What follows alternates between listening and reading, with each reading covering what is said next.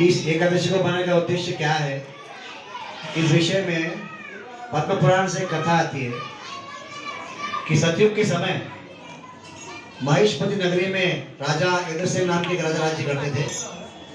उनके राज्य में सारी प्रजा खुशहाल थी और संपन्न थी। एक समय की बात है, उस राज्य में राजा के दरबार में महर्षि नारद मुनि आए और उन्होंने राजा से कहा कि राजा, तुम्हारे पिता जो है स्वर्ग जो नरक में यमराज के बाजू विराजे हुए हैं और बड़े ही दुखी हैं। तब राजा ने पूछा कि प्रभु, मैंने तो अपनी प्रजा का हितकर कार्य किया है, दान किए, यज्ञ करिए, कुएं लगवाए, तालाब खुदवाए और प्रजा को किसी प्रकार कर नहीं लगाया, फिर भी मेरे पिताजी दुखी क्यों हैं?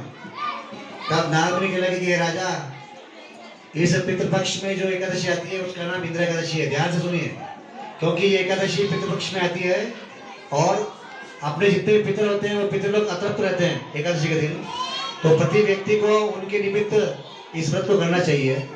तो राजा ने पूछा कि महात्मा, इस एकादशी का व्रत का क्या नियम है, इसे कैसे करना चाहिए? तब नारद मुनि ने बताया कि राजा प्रातःकाल जल्दी उठ करके स्नान आदि से निवृत्त होकर के भगवान विष्णु का पूजन करना चाहिए और उस दिन सभी प्रजा को निराहार रह करके भगवान का नाम जप कीर्तन करना चाहिए। इस प्रकार करने से तुम्हारे पिताजी उस नरक से मुक्त हो जाएंगे और स्वर्ग को जाएंगे। और जब उस दिन इंदिरा एकादशी आई, उस समय राजा ने अपने परिवार सहित उस व्रत का पारायण किया। और जब दूसरे दिन जब पारायण का समय था, उस समय उसके पिता गरुड़ पर आसीन होकर के वैकुंठ को जा रहे थे। तब राजा ने क्या किया, अपने पुत्र को उस राज्य को देकर के राजा भी उस व्रत का प्रभाव से वैकुंठ को चले गया। तो यहाँ पे महर्षि नारद कहते हैं कि जो व्यक्ति इस कथा को सुनता है और किसी को सुनाता है, वो सभी मोक्ष के अधिकारी होते हैं। तो एकादशी के दिन हमें धर्मपरायण होकर के भगवान के निमित्त नाम जप करना चाहिए, कथा सुननी चाहिए। एकादशी का उत्पत्ति कहाँ से हुआ, इस विषय में कथा आती है। एक बार भगवान विष्णु में और मूर्य दैत्य में बड़ा ही विध्वंसक युद्ध हुआ। कई हजार वर्ष बीत गए युद्ध करते करते करते। तो भगवान क्या किए, गुफा में जाकर के लेट गए थकान के कारण। और जब वो राक्षस भगवान से लड़ने के लिए आया तो भगवान के शरीर से एक दिव्य देवी प्रकट हुई और उसने उस राक्षस का वध कर दिया। तब नारायण कहने लगे कि हे देवी, तुम कौन हो? तो उन्होंने कहा कि मैं आपके अंग से उत्पन्न हुई हूँ। तो भगवान ने कहा, तुम मुझे प्रिय हो, आज से तुम एकादशी के नाम से जानी जाओगे। तो इसलिए एकादशी भगवान को बड़ी प्रिय है। साल में 24 एकादशी आते हैं, एक महीने में 2 एकादशी आते हैं। तो प्रति व्यक्ति को इसका पारायण करना चाहिए। और कल सुबह जो एकादशी का जो व्रत तोड़ने का समय है वो है 6:04 से 10:07 तक। अर्थात कल उस दिन व्यक्ति को संकल्प लेकर के इस व्रत का पारायण करना चाहिए। उस समय के बाद में यदि कोई व्रत छोड़ता है तो व्रत का फल नहीं मिलता। तो एकादशी के दिन इस समय पर भगवान का पूजन कीर्तन करना चाहिए और दूसरे दिन 6:04 से 10:07 के समय में अपने व्रत को खोलना चाहिए। अर्थात किसी भी प्रकार के घर में अन्न होता है वो भगवान को भुला करके खाना चाहिए। तो ये एकादशी का पारायण होता है। अब एकादशी का एक महिमा है कि इस दिन भगवान का नाम कीर्तन ज्यादा क्यों? क्योंकि बताते हैं कि कोई भी कार्य भगवान इच्छा के बिना नहीं होता। समुद्र मंथन जो हुआ था वो आज ही के दिन एकादशी के दिन हुआ था। एकादशी के दिन समुद्र मंथन हुआ, उसमें 14 रत्न निकले थे। तो उसमें आज के दिन एकादशी का पारायण हुआ। उस दिन 14 निकले, लक्ष्मी, कामधेनु गाय, उच्छेश्वरा घोड़ा और अपने अप्सराएं, सोमरस, अमृत, हलाहल विष, इस प्रकार से 14 रत्न निकले उसमें से।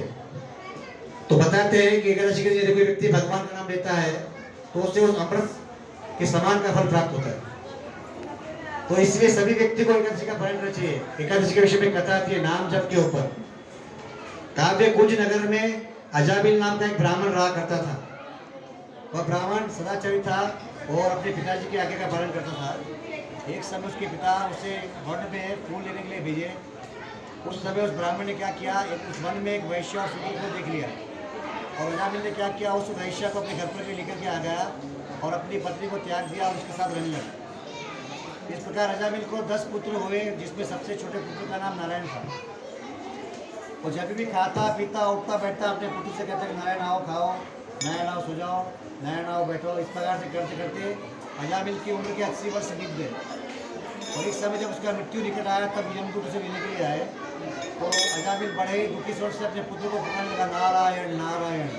तो अजामिल का वो स्वर वैकुंठ तक चला गया और भगवान विष्णु ने कहा कि ब्राह्मण, हे मेरे दूतों, जा करके उस भक्त को वैकुंठ लेकर के आओ। अब यहाँ पर विष्णुदूत और यमदूत कहते हैं कि यमदूतों ने कहा कि ये बड़ा ही पापी है, अपनी जिंदगी में बड़े पाप किए, दान धर्म नहीं किया, चोरी चकारी मक्कारी ये सभी की हत्याएं की, ये व्यक्ति नर्क जाने योग्य है। लेकिन विष्णुदूत ने क्या कहा, नहीं, इसने हमारे स्वामी नारायण के नाम पर वचन किया है।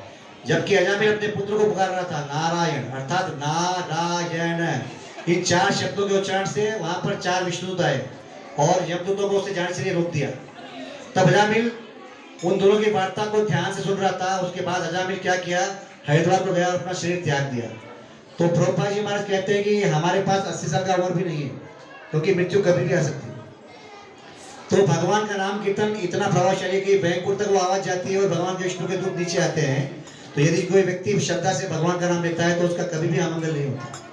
तो भागवत ये बात कहता है कि नाम संकीर्तन यस्य सर्व पाप प्रणाशनम प्रणामो दुख शमनस्तम नमामि हरिपरम।